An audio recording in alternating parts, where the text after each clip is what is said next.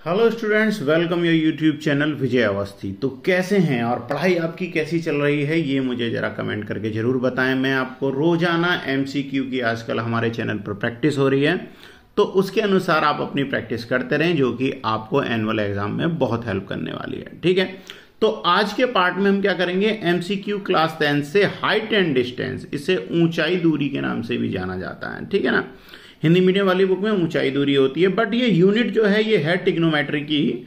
ठीक है, इसमें से आज हम एमसीक्यू क्वेश्चनों को करेंगे। ठीक है, तो आज की वीडियो में मैं जो आपके लिए क्वेश्चन लेके आया हूं उन क्वेश्चनों को देखते हैं। ये हमारे बोर्ड में पहले भी यूज करे गए क्वेश्चन है, जो कि हमारे बोर्ड में पहले भी आ चुके हैं। तो देखते हैं फर्स्ट क्वेश्चन क्या कह रहा है आप हमसे।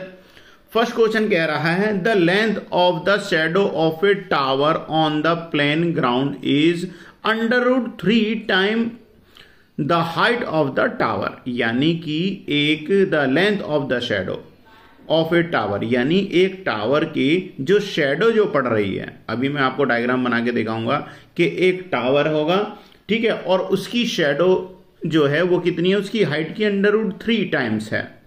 ठीक है, तो हमें क्या निकालना है, the angle of the elevation of sun is, तो यानी सूरज से जो उसका कोण जो बनेगा, उन्नयन कोण, वो हमें फाइंड आउट करना है। ठीक है, तो देखिए जैसा कि क्वेश्चन में आपको दिया हुआ है, तो पहले इसका मैं डायग्राम ड्रॉ कर लेता हूं। तो डायग्राम किस टाइप से बनेगा, तो डायग्राम को हम देख लेते हैं क्वेश्चन नंबर 1 के लिए। क्वेश्चन नंबर 1 में हमसे क्या कह रहा है, एक कोई टावर है। ठीक है, ये हमने एक टावर बना लिया। टावर से जो उसकी शेडो होगी, तो वो क्या होगी, ग्राउंड पे पड़ेगी इस टाइप से। ठीक है, और ये हो जाएगा उसका एंगल। ठीक है, तो इसे नाम दे देते हैं हम ए, बी और सी। तो हमसे क्वेश्चन में क्या कहा था कि जो उसकी शेडो है, शेडो तो हमेशा क्या होगी, जमीन पर होती है। ठीक है, जो शेडो है वो उसकी हाइट की √3 टाइम है। तो उसकी हाइट हम मान लेते हैं क्या है, x मान लेते हैं। तो शेडो क्या हो जाएगी, उसकी √3 टाइम थी, तो √3x क्या हो जाएगी, उसकी शेडो की हाइट हो जाएगी। ठीक है ना, तो हमें बताना है कि यहां पर थीटा की वैल्यू फाइंड आउट करनी है, यानी ये जो एंगल बनेगा वो कितने डिग्री का बनेगा। ठीक है, तो आइए स्टार्ट करता हूं क्वेश्चन को। तो देखिए क्वेश्चन को हम किस टाइप से करेंगे, क्वेश्चन हमारा होगा कुछ इस टाइप से कि सबसे पहले हम क्या करेंगे, अच्छा थोड़ा शॉर्ट में ही मैं आपको बता के चलूंगा, क्योंकि एमसीक्यू क्वेश्चन है तो फटाफट इसे हम सॉल्व करेंगे। ठीक है ना, तो देखिए सबसे पहले क्या करते हैं, एंगल एबीसी में हम लेंगे। तो एंगल जो आपका ट्राइंगल है क्या है, ABC। ठीक है, इसके अंदर क्या हो जाएगा, आपके tan थीटा, देखो थीटा की वैल्यू क्या है, यहां पे क्या करेंगे हम, tan थीटा इजकल टू क्या होता है, tan थीटा इजकल टू क्या होता है, परपेंडिकुलर साइड अपॉन बेस। तो परपेंडिकुलर साइड क्या है आपकी, परपेंडिकुलर साइड है आपकी AC अपॉन बेस क्या है, BC। ठीक है, समझ रहे हैं क्या है, AC अपॉन BC।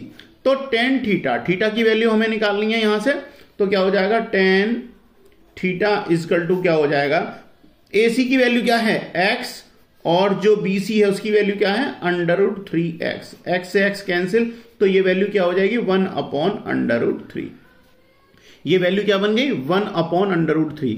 यानी tan थीटा में 1 अपॉन √3 किसकी वैल्यू होती है, अगर आपने ट्रिग्नोमेट्री जो टेबल होती है वैल्यूज की, वैल्यू चार्ट अगर आपने पढ़ा हो या आपने पहले देखा हो, तो ये जो वैल्यू होती है ये किसकी होती है, हमारी tan 30 की वैल्यू होती है। तो इस तरीके से क्या होता है, मैं आपको बता देता हूं, ये किसकी वैल्यू होती है, tan 30 डिग्री इजकल टू क्या होता है, 1 अपॉन √3 होता है। ठीक है ना, तो यहां से हमें पता चल जाएगा ये वैल्यू किसकी है, 30 की है। तो थीटा इजकल टू क्या बन जाएगा आपका, 30 डिग्री। तो यानी कि ये जो आपका आंसर क्या बनेगा, 30 डिग्री। और 30 डिग्री देखते हैं हमारे ऑप्शन में क्या दिया हुआ है, हमारी बुक का जो क्वेश्चन है इसमें हमें ऑप्शन नंबर बी दिया हुआ है, तो आप बी को करेक्ट कर देंगे। ठीक है, तो यहां पर फर्स्ट क्वेश्चन का आंसर क्या हो जाएगा, ऑप्शन नंबर बी, 30 डिग्री। ठीक है, तो फर्स्ट क्वेश्चन हमारा हो गया, ऑप्शन नंबर बी को हम सेलेक्ट कर देंगे, ओके हो जाएगा। ठीक है, अब चलते हैं क्वेश्चन नंबर 2 को सॉल्व करते हैं। तो क्वेश्चन नंबर 2 को देख लेते हैं पहले, क्वेश्चन क्या कह रहा है हमें, क्वेश्चन नंबर 2। ठीक है, तो इसी तरीके से हम क्वेश्चंस को सॉल्व करेंगे। क्वेश्चन नंबर 2, तो क्वेश्चन नंबर 2 को देखते हैं, ये क्वेश्चन क्या हमसे कह रहा है, देखिए क्वेश्चन नंबर 2, क्वेश्चन नंबर 2 हमसे क्या कह रहा है, the angle of depression of a car, ठीक है, a standing on the ground, यानी एक कार जो है वो ग्राउंड पर यानी जमीन पर खड़ी हुई है। From the top of the tower, जो टॉप है टावर का जो है, टावर की ऊंचाई क्या दी हुई है हमें 75 मीटर दी हुई है, ठीक है, इज 30 डिग्री। डिस्टेंस, तो हमें क्या करना है, the distance of the car from the base of the tower, वो हमें फाइंड आउट करना है। 4 ऑप्शन हमें दिए हुए हैं। ए ऑप्शन दिया हुआ है 25/√3, बी में 50/√3, सी के लिए क्या है 75/√3 और डी 150। ठीक है, तो सॉल्व करते हैं और देखते हैं कि ये आंसर हमारा क्या होने वाला है। ठीक है, तो देखते हैं। तो स्टूडेंट इसके लिए क्या करेंगे, हमें फिर से सबसे पहले क्या करना होता है, एक डायग्राम ड्रॉ करना होता है। तो एक डायग्राम को ड्रॉ कर लेते हैं। तो देखिए एक डायग्राम बना लेते हैं सेम इसी तरीके से।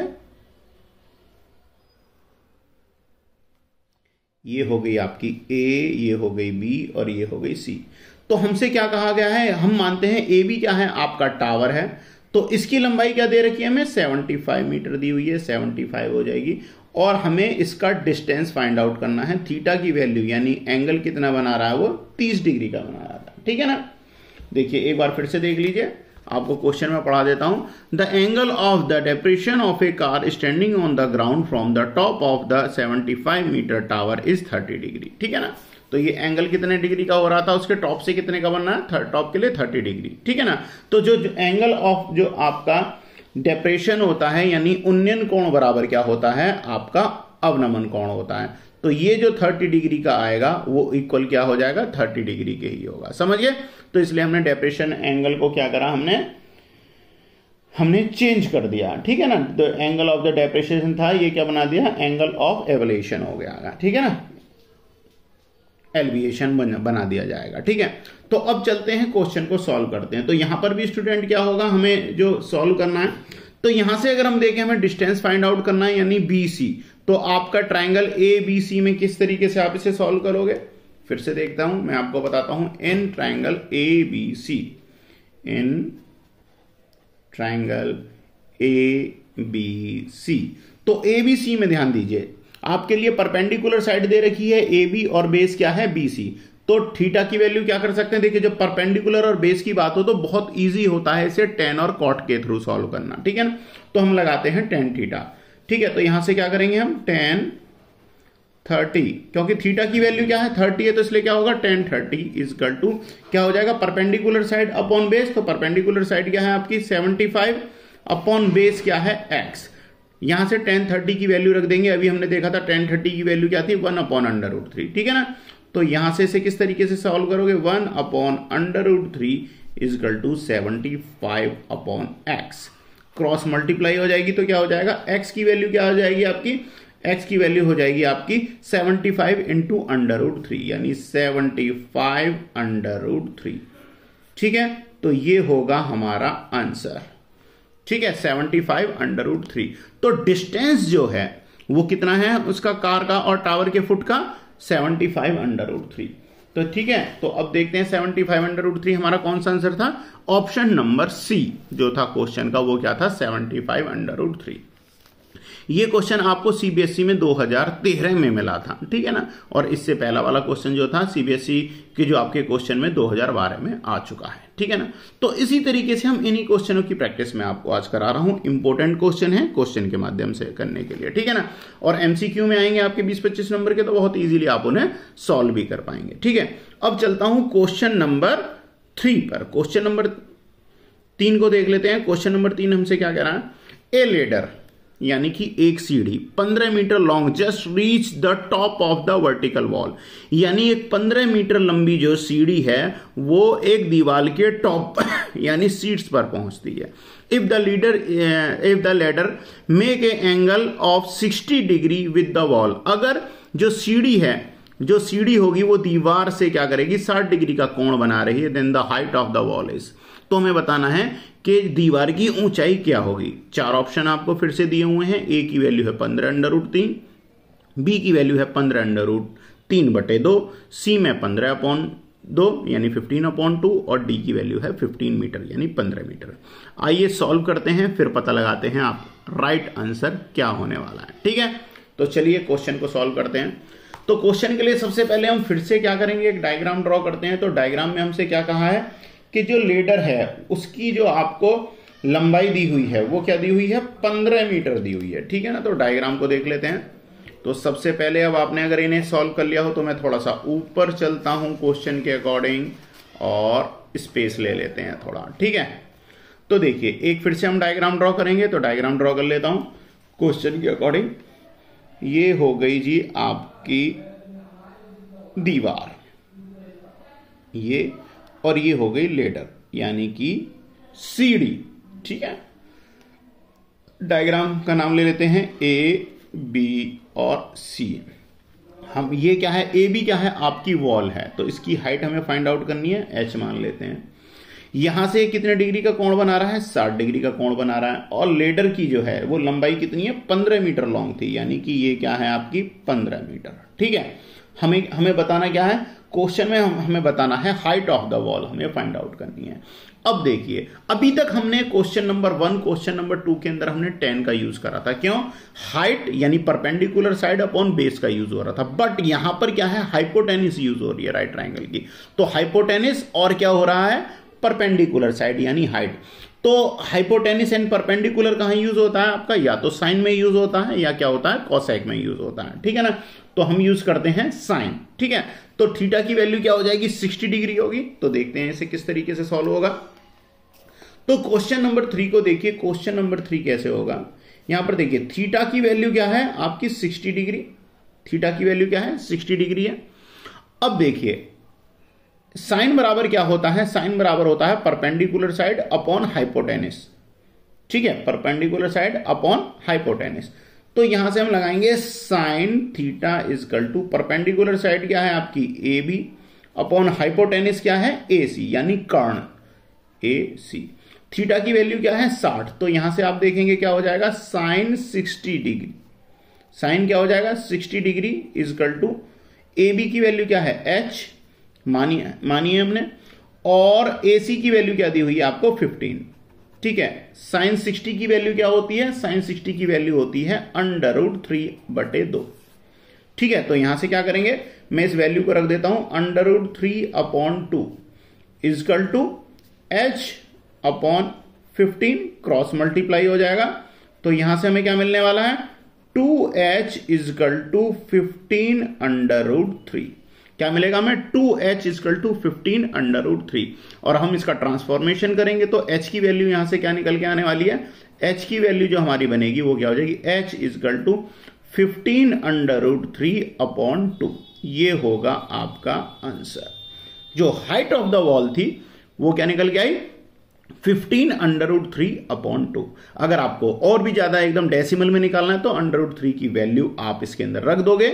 ठीक है ना, 1.732 से मल्टीप्लाई करके 2 से आप इसे डिवाइड कर देंगे, तो आपका आंसर कितना हो गया, h इक्वल टू 15√3/2। अब देखते हैं हमें आंसर क्या दिया हुआ था क्वेश्चन में। तो देखते हैं, देखिए बुक के अंदर जो हमें क्वेश्चन दिया हुआ है 15√3/2, ऑप्शन नंबर बी दिया हुआ है। तो आप ऑप्शन नंबर बी को क्या करोगे, इसमें टिक कर लेंगे, क्वेश्चन नंबर 3 आपका कंप्लीट हो जाएगा। ये आपको सीबीएसई एग्जाम में 2013 में यानी 2013 में क्वेश्चन पूछा गया था। ठीक है, तो आपका क्वेश्चन नंबर 3 भी कंप्लीट है। क्वेश्चन नंबर 4 पे चलते हैं। तो क्वेश्चन नंबर 4 को देख लेते हैं। तो देखिए क्वेश्चन नंबर 4 क्या कह रहा है, the angle of the depression of a car park on the road, यानी एक कार जो है वो रोड पर पार्क है, from the top of the 150 meter height of tower, यानी एक 150 मीटर टावर के ऊपर से कार को देखने पर कोण कितना बन रहा है, 30 डिग्री हो रहा है। The distance of the car from the tower, वो हमें फाइंड आउट करना है। ठीक है ना, तो देखते हैं किस तरीके से हम इसे करेंगे। तो क्वेश्चन नंबर 4 को देखते हैं। तो देखिए क्वेश्चन नंबर 4, सबसे पहले वही डायग्राम ड्रॉ करेंगे हम। तो क्वेश्चन नंबर 4 के लिए क्या करेंगे, एक डायग्राम ड्रॉ कर लेते हैं। तो देखिए क्वेश्चन नंबर 4 के लिए डायग्राम ड्रॉ करते हैं। तो डायग्राम फिर से, ये हो गया आपका टावर, टावर की हाइट कितनी दे रखी है हमें 150, हम इसे मान लेते हैं ए बी, ये हो गया टावर। यहां से एक कार है जो खड़ी हुई है, ये कार के लिए एंगल बना लिया। अब देखिए हमें अवनमन कोण दिया हुआ है 30 डिग्री, ठीक है ना, डेप्रेशन एंगल, तो वो बराबर क्या होता है आपका उन्नयन कोण क्या होता है, इसलिए हम इसे 30 मान लेंगे। हमें डिस्टेंस फाइंड आउट करना है तो वो क्या हो जाएगा, x की वैल्यू हो जाएगा। तो ए बी और सी, तो ए बी क्या हो जाएगी आपकी टावर की लंबाई और बी सी क्या है उसका डिस्टेंस हो जाएगा, जो कि हमसे फाइंड आउट करने के लिए बोला गया है। तो देखिए इसे कैसे करेंगे।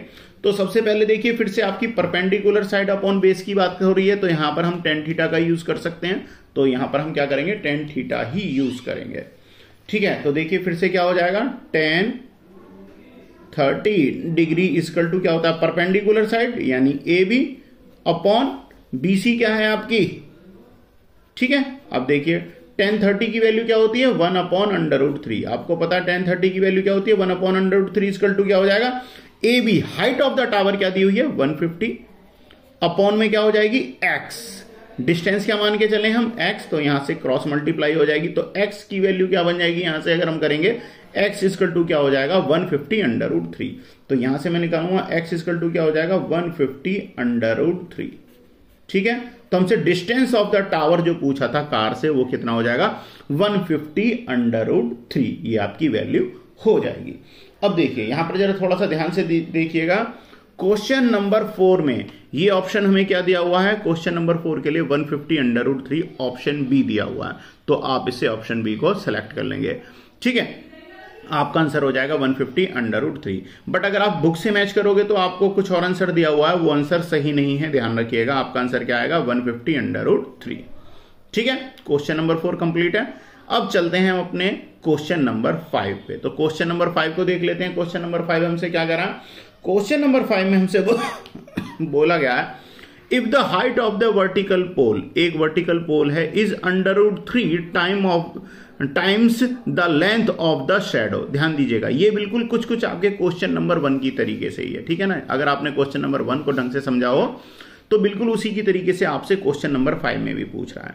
The height of the vertical tower is √3 time of the length of the shadow, यानी शैडो का जो टावर की शैडो है उसका √3 टाइम क्या है उस टावर की हाइट दी हुई है। ठीक है, और हमें क्या निकालना है, एंगल निकालना है, एलिवेशन एंगल हमें फाइंड आउट करना है। ठीक है, तो हमें थीटा की वैल्यू निकालनी है कि क्या होगी। तो देखिए क्वेश्चन नंबर 1 में क्या था, क्वेश्चन नंबर 1 में जो हाइट की जो थी उसकी √3 टाइम क्या थी उसकी शैडो थी। यहां पर शैडो की हाइट जो है वो आपको दी हुई है √3 टाइम। ठीक है ना, तो बिल्कुल उसी तरीके से हम इसे सॉल्व करेंगे क्वेश्चन नंबर 5 को। तो क्वेश्चन नंबर 5 में देख लेते हैं। सबसे पहले क्या करेंगे, डायग्राम बनाना है। तो सबसे पहले मैं डायग्राम बना लेता हूं फिर से। डायग्राम हो गया ABC। तो देखिए हमसे क्या कहा गया है कि ये एंगल कितना दिया हुआ है आपको, एंगल हमें फाइंड आउट करना है। ठीक है, तो हम मान लेते हैं कि जो उसकी शैडो जो है वो क्या है x टाइम है, x है।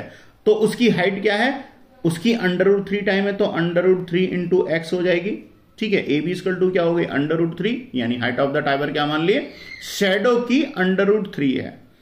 ठीक है ना, तो शैडो अगर हमने x मानी तो हाइट क्या हो जाएगी √3x। ठीक है, अब हमें निकालना है कि ये थीटा की वैल्यू क्या होगी, हमें थीटा की वैल्यू फाइंड आउट करनी है। ठीक है, तो यहां से देखते हैं क्या करेंगे। फिर से आप अब अगर हम क्वेश्चन पे ध्यान दें तो परपेंडिकुलर अपॉन बेस यही हमें जरूरत पड़ रही है। तो इसके लिए क्या करेंगे, हम tan का यूज करेंगे। तो देखिए फिर से क्या हो जाएगा, tan theta equal to perpendicular side क्या है AB अपॉन BC। ठीक है, तो tan theta equal to AB क्या है आपका √3x अपॉन BC क्या है x से x कैंसिल हो जाएगी, तो ये वैल्यू क्या हो जाएगी √3। अब थीटा की वैल्यू अगर हम tan में √3 वैल्यू किसकी होती है, यानी कि tan थीटा इक्वल टू ये किसकी वैल्यू होती है आपकी tan 60 की वैल्यू। किसकी वैल्यू होती है ये tan 60 की वैल्यू। आप चाहें तो tan से tan कैंसिल करके थीटा की वैल्यू क्या आ जाएगी आपकी 60 डिग्री, यानी आंसर क्या मिल गया थीटा इक्वल टू 60 डिग्री। ये हो गया जी आपका आंसर। क्वेश्चन नंबर 5 भी आपका कंप्लीट है। अब क्वेश्चन नंबर 5 के लिए आंसर देख लेते हैं, हमें क्या दिए हुए हैं। ए ऑप्शन में आपको दिया हुआ है 30 डिग्री, बी में दिया हुआ है 60 डिग्री, सी के लिए 45 और डी 75 डिग्री। तो हमारा आंसर क्या है 60 डिग्री। तो बी को आप ओके कर देंगे, यानी टिक लगा देंगे। ठीक है, आप इस तरीके से क्वेश्चनों को सॉल्व करेंगे तो आपके आंसर बिल्कुल भी गलत नहीं होते। ठीक है ना। तो आपको इसी तरीके से सॉल्व करके देखना होता है। आप देख रहे हैं बहुत ज्यादा कुछ मैं स्टेटमेंट भी नहीं लिख रहा हूं और फटाफट सॉल्व कर रहे हैं। आप भी बिल्कुल ऐसे ही क्विक फटाफट एक डायग्राम बनाएंगे, रफ डायग्राम, और फटाफट इन्हें सॉल्व कर देंगे। ये क्वेश्चन जो था आपका 2014 में आपके एग्जाम में आया हुआ है, ठीक है ना। अब देखिए क्वेश्चन नंबर 1 2 लेके हमने 5 कर लिए हैं। अब चलते हैं हम क्वेश्चन नंबर 6 की तरफ। तो क्वेश्चन नंबर 6 को देखते हैं। क्वेश्चन नंबर 6 क्या कह रहा है हमसे, देखिए क्वेश्चन नंबर 6 कह रहा है आपसे, the angle of the elevation of the top of the tower at the point on the ground of 50 meter away from the foot of the tower 45 degree, then the height of the tower is. तो हमें tower की जो है वो हमें height बतानी है, ठीक है। तो टावर की हाइट क्या होगी, एक बार फिर से पढ़ लेते हैं।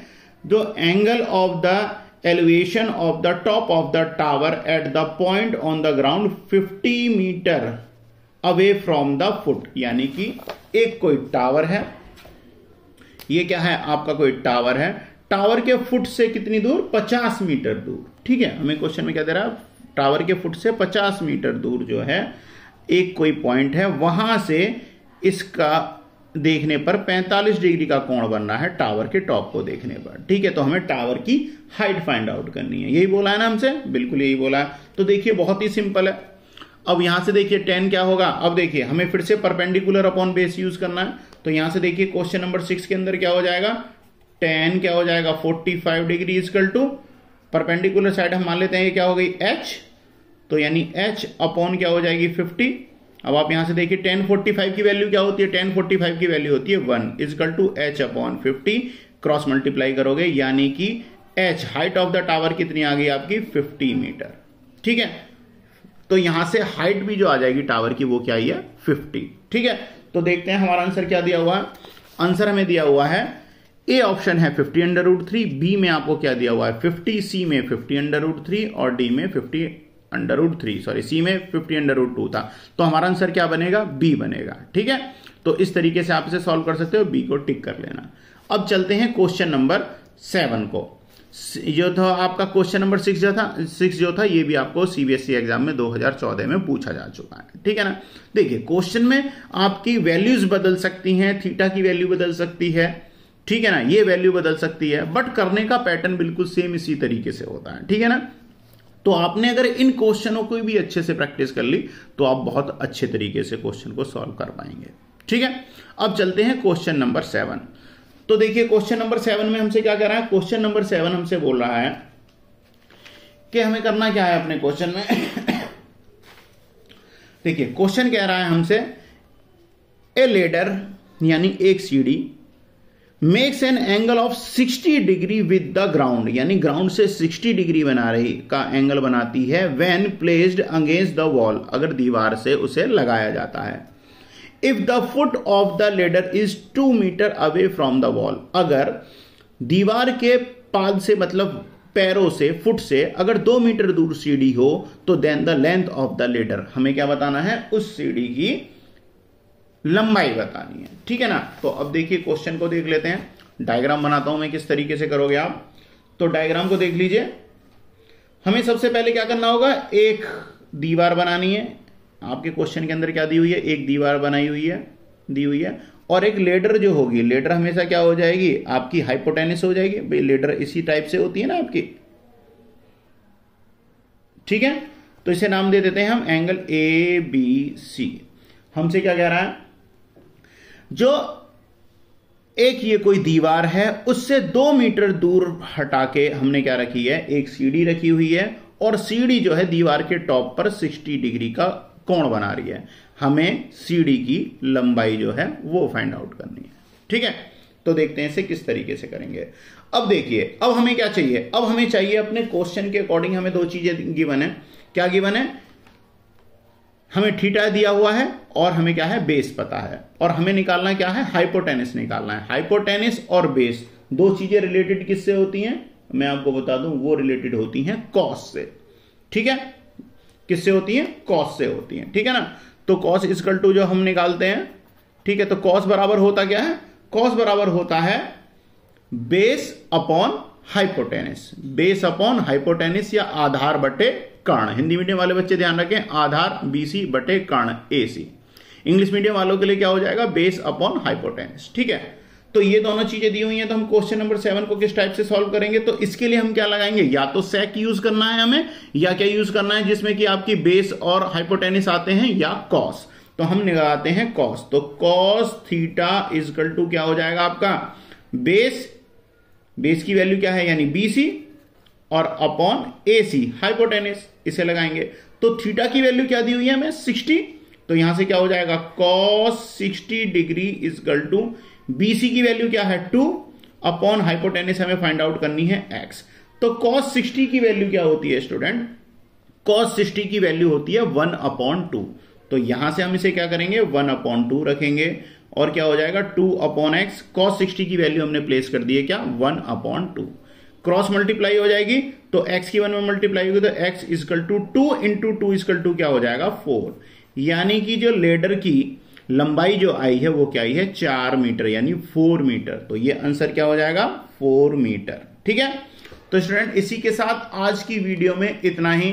और अगर आज की वीडियो के भी अगर आपने क्वेश्चन ये ढंग से कर लिए, देखिए मैंने आपको 7 क्वेश्चन कराए थे। क्वेश्चन नंबर 1 जिसका आंसर क्या आया था हमारा 30 डिग्री आया था। ठीक है, ऑप्शन नंबर और ये क्वेश्चन नंबर B का आंसर क्या लेके आए थे हम 50√3/2। ठीक है ना, ये नहीं, क्वेश्चन नंबर 2 का था 75√3। क्वेश्चन नंबर 3 का आया था 15√3/2। क्वेश्चन नंबर 4 का आंसर क्या मिला था हमें 150√3। क्वेश्चन नंबर 5 का मिला था 60 डिग्री। क्वेश्चन नंबर 6 का आंसर था 50 मीटर। ठीक है, 50 मीटर। और क्वेश्चन नंबर 7 का आंसर क्या है 4 मीटर। ठीक है, तो इसी तरीके से आप अपने क्वेश्चनों को सॉल्व करते रहें और आपको वीडियो में मैं आपको बता दूंगा कि आपको आगे की भी क्वेश्चनों को अगर आप सॉल्व करना चाहते हैं मेरे साथ तो आप मुझे कमेंट करके जरूर बताइएगा। ठीक है, तो ये आपकी MCQ बुक जो है मैंने आपकी RD शर्मा यूज करी थी। RD शर्मा बुक में से हमने करा था, ये थी आपकी पेज नंबर 177 पर जो आपको MCQ दिए हुए हैं, हाइट एंड डिस्टेंस, ऊंचाई दूरी से। ठीक है, तो स्टूडेंट्स मिलते हैं नेक्स्ट वीडियो में आगे के क्वेश्चनों के साथ। जब तक नमस्कार, बाय बाय।